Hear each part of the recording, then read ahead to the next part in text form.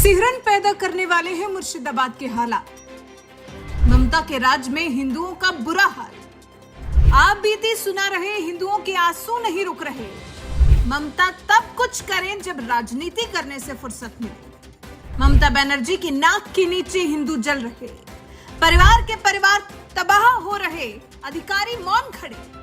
मुर्शिदाबाद सांसद यूसुफ पठान कहां छिपे बैठे? क्या मुर्शिदाबाद के दर्द को नजरअंदाज कर रहे? जी, कहां है यूसुफ पठान?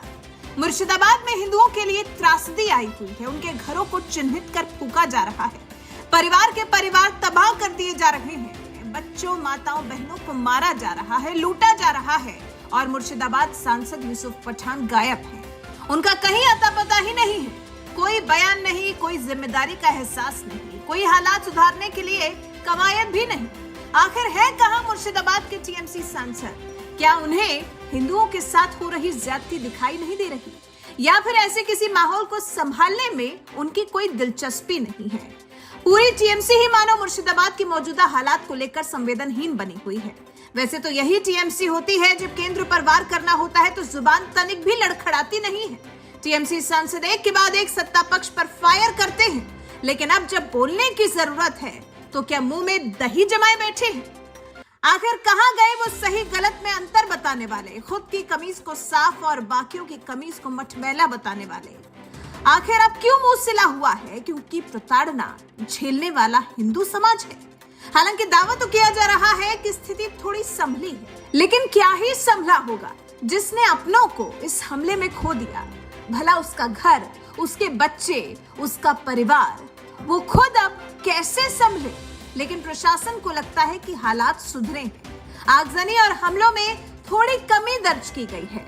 इंटरनेट बंद था, उसे बहाल कर दिया गया है।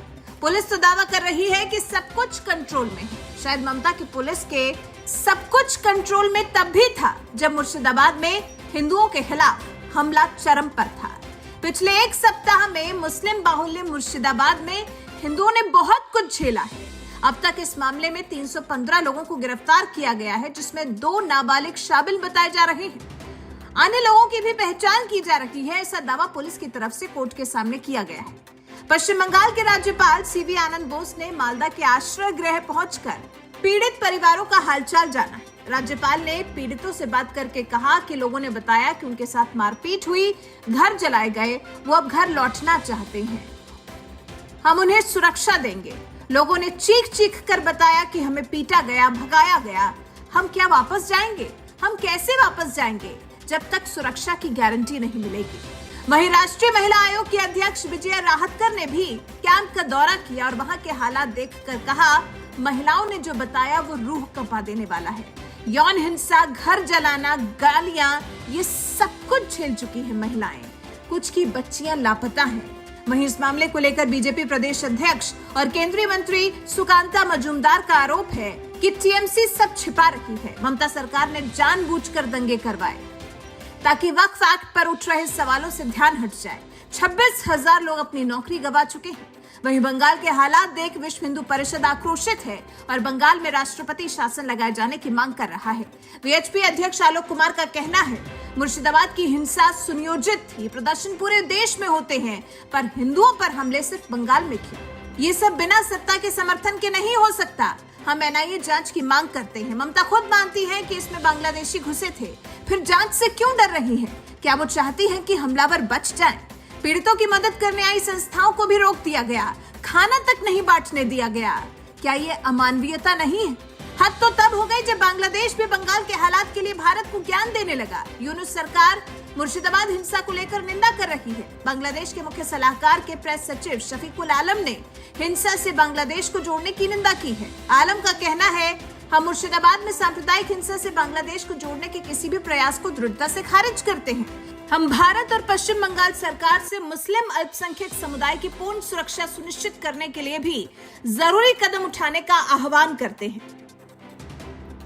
हालांकि अपने इस वक्तव्य पर शफीकुल आलम को भारत से तगड़ी फटकार पड़ी है। सीमा पार से बढ़ रही बयानबाजी पर विदेश मंत्रालय ने तगड़ी सीख दी है। एमईए प्रवक्ता रणधीर जायसवाल ने इसे खारिज कर दिया।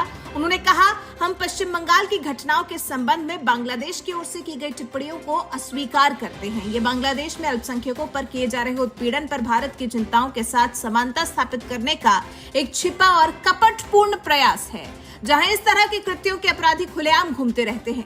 अनुचित टिप्पणी करने के बजाय बांग्लादेश को अपने अल्पसंख्यकों के अधिकारों की रक्षा पर ध्यान केंद्रित करना चाहिए।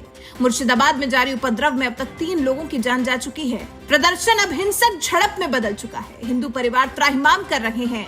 केंद्र को भी हस्तक्षेप कर बीएसएफ को भेजना पड़ा है। अब देखते हैं मामला कहां और कब जाकर थमता है। उससे पहले यूसुफ पठान को आगे आना चाहिए। ममता बनर्जी को इसमें अपनी राजनीति करने से बचना चाहिए।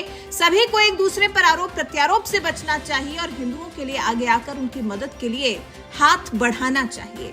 वैसे आप यूसुफ पठान और ममता बनर्जी के रवैये को लेकर क्या कुछ कहना चाहेंगे, हमें कमेंट कर जरूर बताएं। साथ ही हमारे इस वीडियो को ज्यादा से ज्यादा शेयर करें और हमारे चैनल को सब्सक्राइब कर बेल आइकन दबाना बिल्कुल ना भूलें।